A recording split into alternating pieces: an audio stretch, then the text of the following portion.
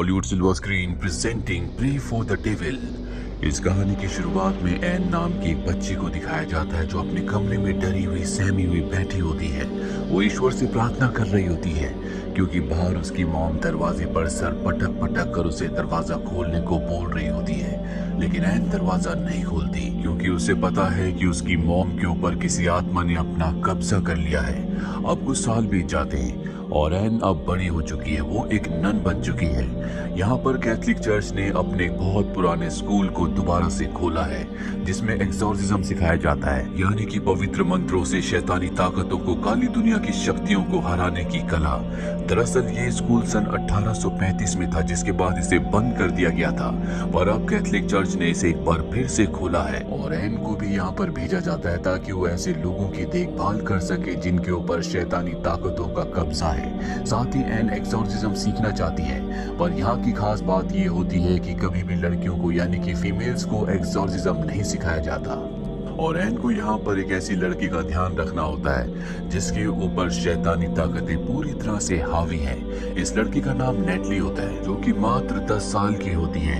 N इसके साथ बहुत अच्छे से बिहेव करती है, इसीलिए नेटली एन को बहुत पसंद करती है। अब रात को जब एन अपने कमरे में होती है तभी उसे किसी की आहट आती है। वो बाहर कॉरिडोर में आती है जहाँ पर उसे किसी बच्ची की रोने की आवाजें आ रही होती है। वो पीछे पलट कर देखती है लेकिन कॉरिडोर में कोई नहीं होता और जब वो सामने देखती है तो उसके सामने नेटली होती है।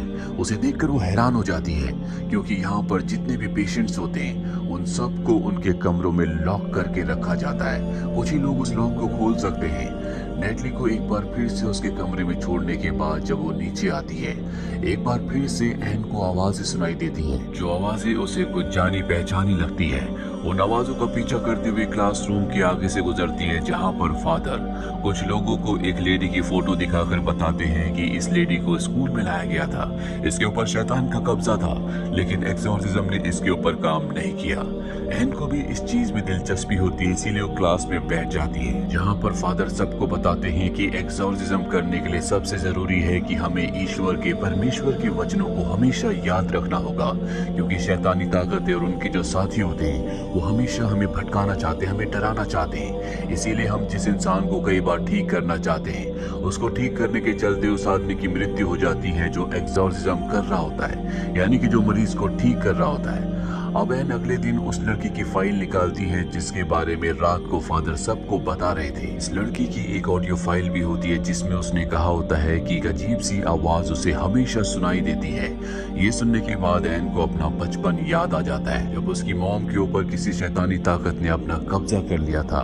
दरअसल एन की मॉम को भी कोई आवाज सुनाई देती थी जो उसे हमेशा कहती थी कि मैं यहाँ पर तुम्हें नहीं बल्कि तुम्हारी बेटी एन को लेने के लिए आई हूँ क्योंकि ईश्वर ने, परमेश्वर ने उसे चुना है, वो उनकी सिपाही है जो एक दिन हमारे खिलाफ लड़ेगी। अब एन यहाँ लाइब्रेरी में और भी लोगों के रिकॉर्ड्स पढ़ना चाहती है, लेकिन यहाँ पर जो लाइब्रेरी में दूसरी हेड नन होती है वो उसे कोई भी रिकॉर्ड देने से मना कर देती है।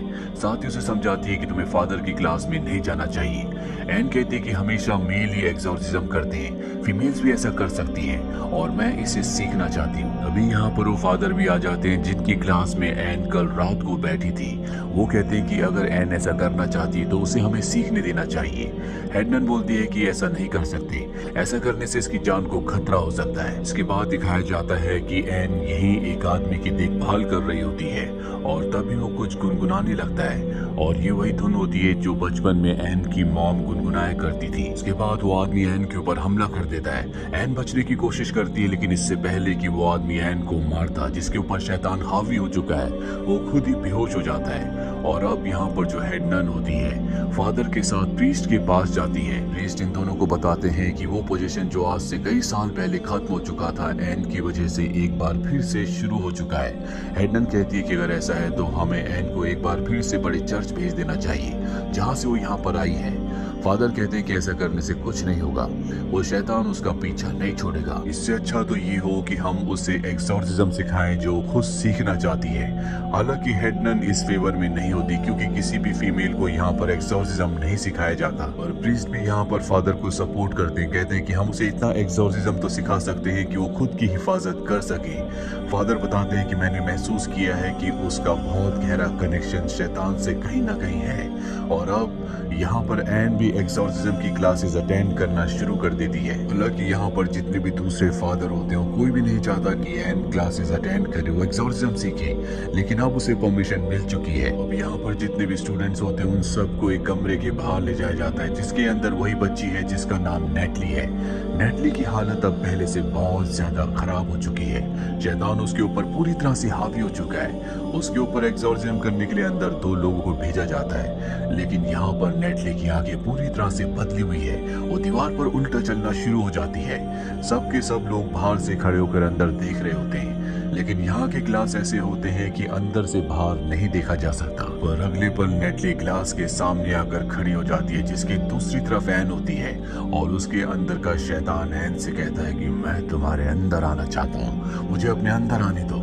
क्योंकि नेटली की हालत बहुत ज्यादा खराब हो रही होती है, इसलिए फादर अंदर जाते हैं, लेकिन फादर के ऊपर भी नेटली हमला कर देती है।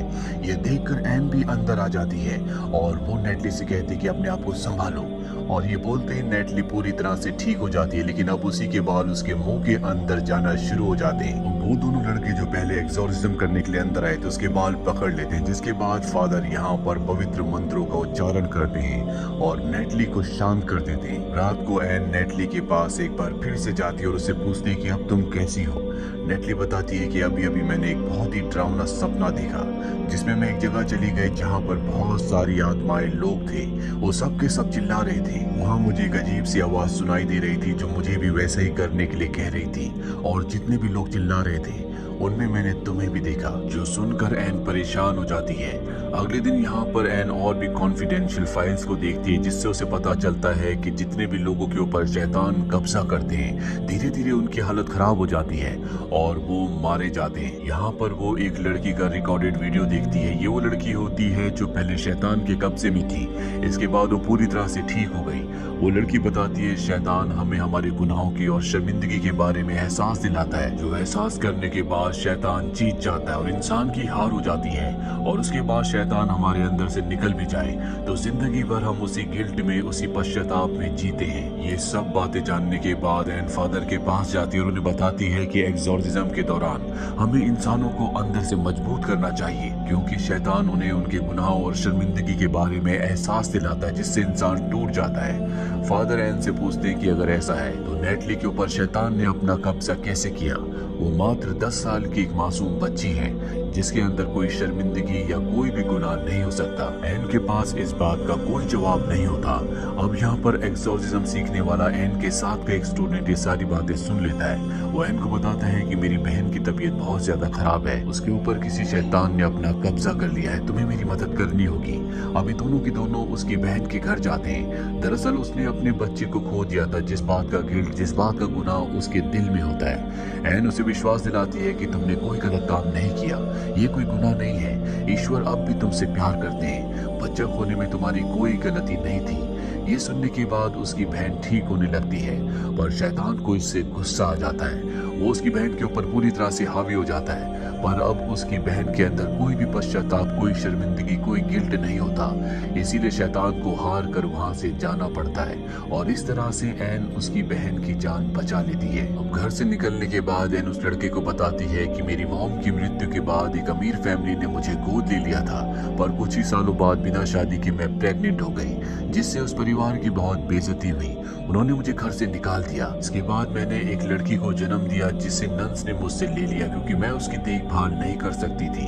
और तब मैंने तय किया था कि मैं भी एक सिस्टर, एक नन बनूंगी, ताकि मैं लोगों की मदद कर सकूं, अच्छे काम कर सकूं। मैंने अपनी बेटी के पास एक क्रॉस छोड़ दिया था जो बचपन में मेरी मॉम ने मुझे दिया था। मुझे लगता है कि वो मेरा गुनाह था, जिसके लिए ईश्वर ने मुझे आज भी माफ नहीं किया। उसका दोस्त कहता है कि मुझे ऐसा नहीं लगता, मैंने ईश्वर की झलक कई बार तुम्हारे अंदर देखी है, वो तुम्हें माफ कर चुके हैं। वहीं अभी दोनों के दोनों स्कूल वापस आ जाते हैं और जब एन अपने कमरे में होती है तो उसकी आंख से कुछ अजीब सी चीज निकलती है, जिसे देखकर वो हैरान हो जाती है। उसे नहीं पता कि ये सब क्या है। अगली सुबह इन्हें चर्च के प्रीस्ट और फादर बुलाते हैं।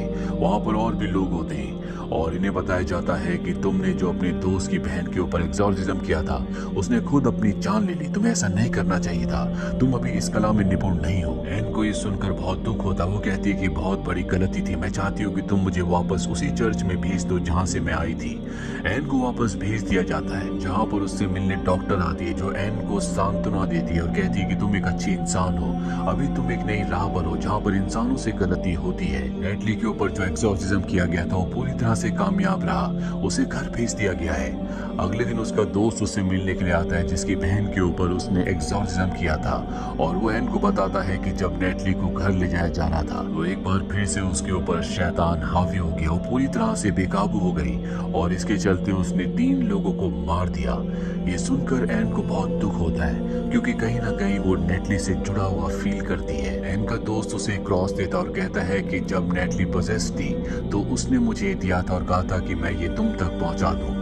ये क्रॉस होता है। इस क्रॉस को देखने के बाद एन समझ जाती है कि नेटली उसी की बेटी है, क्योंकि ये क्रॉस एन की मॉम का होता है, जो उसने अपनी बच्ची के हाथ पर रखा था। और अब एन को समझ में आ जाता है कि क्यों शैतान ने उसकी बेटी नेटली को अपने कब्जे में किया है, क्योंकि वो उसके जरिए एन को उसके गुनाहों का, उसकी शर्मिंदगी का एहसास दिलाना चाहता है, ताकि वो कमजोर हो जाए और पूरी तरह से शैतान के कब्जे में आ जाए। एन अपनी बेटी नेटली को किसी भी कीमत पर बचाना चाहती है, इसीलिए वो उस जगह पहुंच जाती है जहां पर सन 1835 से ऐसे लोगों के ऊपर एग्जॉर्सिज्म किया जाता है जो बहुत ही ज्यादा खतरनाक हो चुके हैं। नेटली को सलाखों के पीछे रखकर उसके ऊपर एग्जॉर्सिज्म किया जा रहा होता है, पर इसका उस पर कोई भी असर नहीं होता। एन भी वहां पर पहुंच जाती है। इसके बाद शैतान पूरी तरह से बाहर आ जाता है। जो उसके ऊपर एग्जॉर्सिज्म कर रहे होते हैं वो उन सबको मार देता है, और अब एन के सामने नेटली होती है। वो उसे शांत करने की कोशिश करती है, लेकिन नेटली के अंदर अब भी शैतान होता है। यहाँ पर एन को समझ में आ जाता है कि बचपन में क्यों उसकी मॉम ने अपनी जान ले ली थी, क्योंकि वो नहीं चाहती थी कि उसके अंदर का शैतान कभी भी उसकी बेटी एन के अंदर जाए।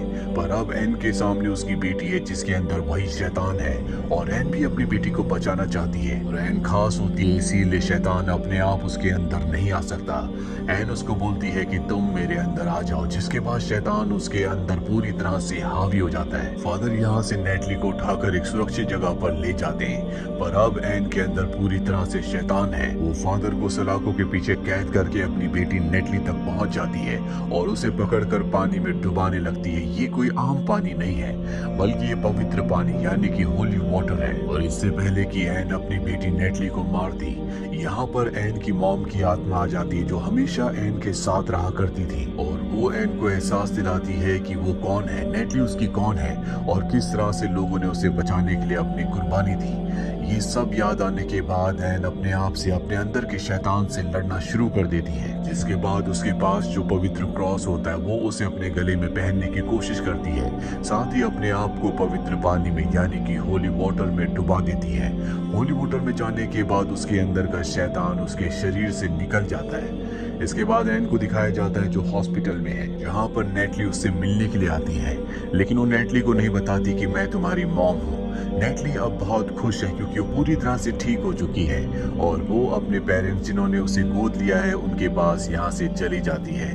एन भी वापस अपने स्कूल चली जाती है, जहाँ पर फादर और प्रीस्ट तय करते हैं कि वो एक्सॉर्सिज्म सीखेगी, ताकि वो अपनी शक्तियों से और अपनी अच्छी नीयत से लोगों की मदद कर सके। एन भी ऐसे ही करना चाहती है, क्योंकि ईश्वर ने, परमेश्वर ने उसे चुना है। वो एक खास आत्मा है जो लोगों की मदद कर सकती है। अब जब वो टैक्सी से जा रही होती है, तभी वो सड़क पर एक औरत को देखती है जो एन को घूर घूर कर देख रही होती है। इसका मतलब ये है कि ये भी शैतान की साथी है। और तभी वो टैक्सी ड्राइवर जिसकी टैक्सी में एन बैठी होती है, वो अजीब सी आवाजें निकालने लगता है, क्योंकि वो भी शैतान का साथी है। और एन भी अब ऐसी शक्तियों का मुकाबला करने के लिए तैयार है, इसीलिए वो अपनी जेब से पवित्र क्रॉस को निकालती है, और तभी वो ड्राइवर उसके ऊपर हमला करता है। यहीं पर ये फिल्म खत्म हो जाती है। ये फिल्म ईयर 2022 में रिलीज हुई है। IMDb पर इसकी रेटिंग है 5.2। उम्मीद करते हैं कि ये कहानी आपको पसंद आई होगी।